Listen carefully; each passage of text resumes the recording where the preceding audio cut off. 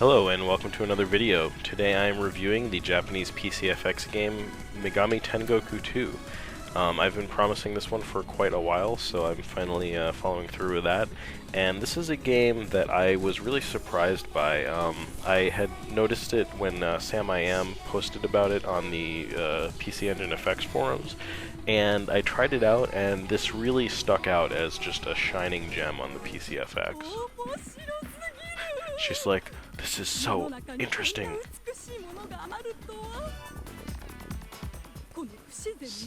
It's like this stiff, unnatural body and the, this vacant, dead stare. She's just enamored with the polygon aesthetic here. It's like, what do you call this kind of game? It's a polygon game. Polygon. Polygon.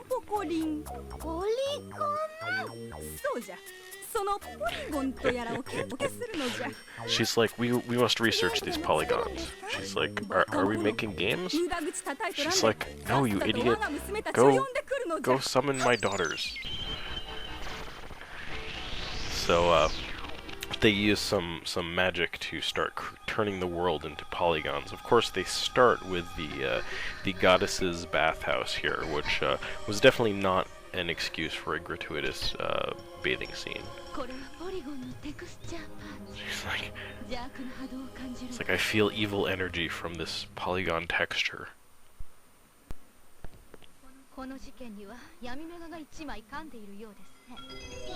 It's like Yami Mega. It's like it's the evil, the dark goddesses are behind this.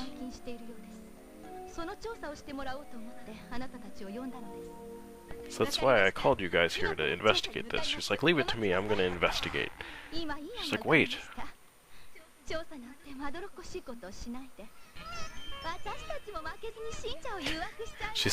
She's like, they've been forcibly recruiting followers, and she's like, well, we're gonna recruit followers too. She's like, well, doesn't that just make us the same as them? But that's what we're doing here. So we're gonna go out and we have to recruit as many followers as we can. So we do this, of course, by just randomly walking around on the streets and striking sexy poses, and this gets us followers.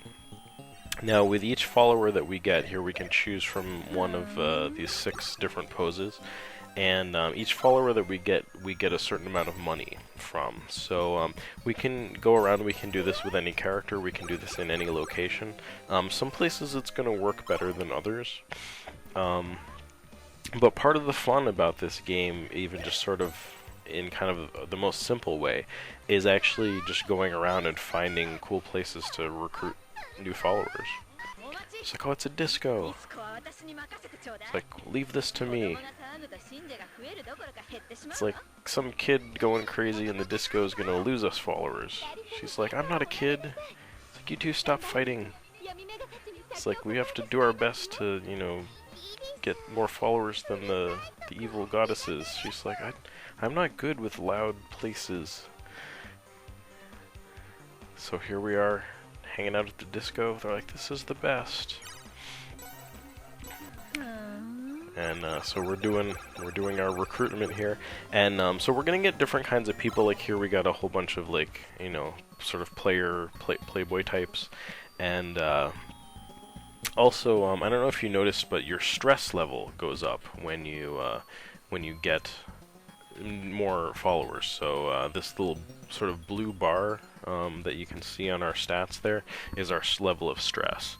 But here we're walking around this town, and it's big, it's fun to explore. There's a lot of stuff going on, and you see there's all kinds of shops and buildings and stuff, and you can go into most of these places. I would say, I mean, you can't necessarily go into all of them, but that probably 70% of them or so you can go in. And some are repeats. You have different kinds of shops, but this is just really cool, and it's really a simulation kind of system that they have going on here. And so you can actually ride the bus around, and I really think that this illustrates the level of kind of detail and just in the voice acting and the sprite work and just sort of all the different things you can do in this environment that they put into this game. Like, a lot of care and work went into this. I was really surprised. It's really charming. So we can wander around town and go to all these different kinds of shops. So here we actually have a convenience store, and we're going to buy some bento at the convenience store, of course. So all these different places, there's like drugstores, convenience stores, hospitals, like all kinds of different buildings. And in the different areas, there are some repeats on these. But if you see the icon up in the upper left-hand corner where we're super skinny and holding our pants, we just ate some food, and now we have a good body again. So you have to watch the condition of your health, and that's actually indicated by that icon. So you can get too fat, you can get too skinny, and you also have the condition of your stomach, which is represented by this gauge where it's blue, green, and red. So we're in the green right now, but we're actually eating this food. We just got an increase in our stats. Our magic power went up. So that's something that the really good meals at the good restaurants can do for you. Here we used our 9 to 6 deodorant to reduce our stress level, which I just think is hysterical. And this game has lots and lots of just funny, weird stuff like that in it. So she's like, thank you very much for this, you're joining the gym. So here we get an aerobics leotard. So this is another element of the game, is you're kind of managing your stats, sort of making sure that you stay healthy and don't die and don't get fat and all of this stuff. But we also have these outfits that we get, and this was another thing that's so funny. She's like, nobody's around, do you want to get changed? So she just like gets changed in the aerobics room. But you need these outfits, you need them in order to do certain things. You actually can't work out unless you're wearing the aerobics leotard. So it just, stuff like that in this game, it just cracks me up. I did not play this game during any period of time when I did not laugh out loud at least once. There's just so much goofy stuff in it. But here you can see another thing you'll find a lot of is boutiques. And you can buy all kinds of different clothes and dress your character up different ways. Some of the stuff is strictly cosmetic. Like, I don't know, it's possible that wearing an outfit like this might get you more followers if you try to find people in a dance club or something. But you have to be wearing certain clothing. Like here we're doing a stand-up comedy routine. And there's actually a changing room right here so that we can dress in something appropriate. Here it was more of a kind of a nice sort of business suit. We were going a little more formal, and but there's lots of cool like activities like this that you can find too, sort of events. So here we are at the shrine, and we're participating in a speed eating contest. We're eating watermelon. Are you ready? Go! Start! And a lot of these things that you can do are, your stats make a difference as to how well you do at these things. I have no idea what stat is going to make us do well at the watermelon eating contest. This might be a gimme, but we get a Miko outfit out of this. So it's really neat. There's all kinds of outfits in this game. You can get like pajamas, you can get traditional kimonos, you can get just all kinds of wacky stuff. Like, you'll see some more outfits during the course of the gameplay here. Definitely a big aspect of the game. So you will get to a point where you have enough followers that if you try to get more followers, you can't get any more. Now we actually only had 69, which probably we could still have gotten some more there, but once you get up to around 200, 250, even if your stats are really high, you're going to have a hard time getting more followers. So you can do things like come to this place and practice battling with these characters here. This is a practice area, but there are also like story-based battles and bosses that you need to fight. So here is the fighting system. Now, it's very unique, and it's a little frustrating, but I like how unique it is. So let's examine this a little more closely.